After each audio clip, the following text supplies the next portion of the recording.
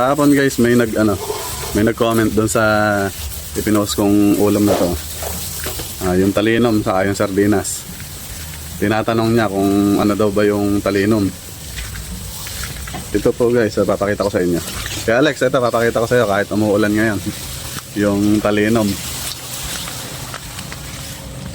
Ito siya. Ayan. Ayan. Ito yung talinom, Kuya Alex. At sa mga hindi pa nakakaalam, ito po siya, bunot tayo isa.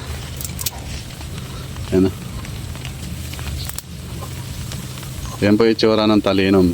Wala kasi yung yung may bulaklak siya.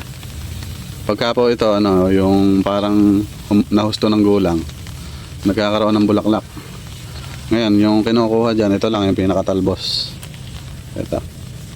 Yan yung inilalagay sa sardinas. O kaya sa sa manok, pwede rin. Dati hindi ko rin kinakain tong talinom na to. Nung matikman ko, okay naman, masarap. Wala naman siyang lasang kung yung mapait ba ganun, wala. Sarap yan, talinom.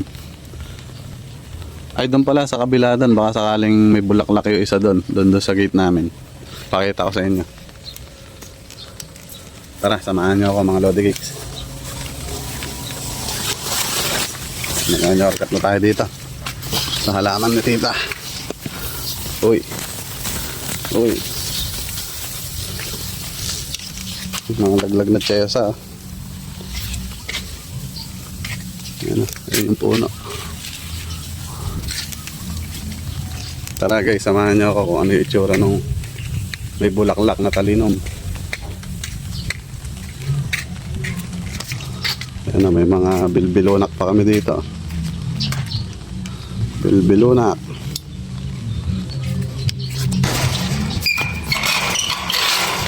Sa iba ang tawag dyan, alugbati.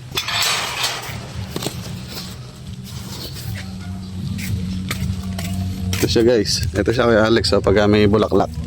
Ito. Yung talinom. Yan. Diba? Mukha siyang mukha siyang halaman.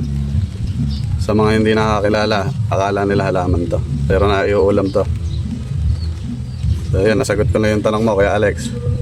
Bye-bye.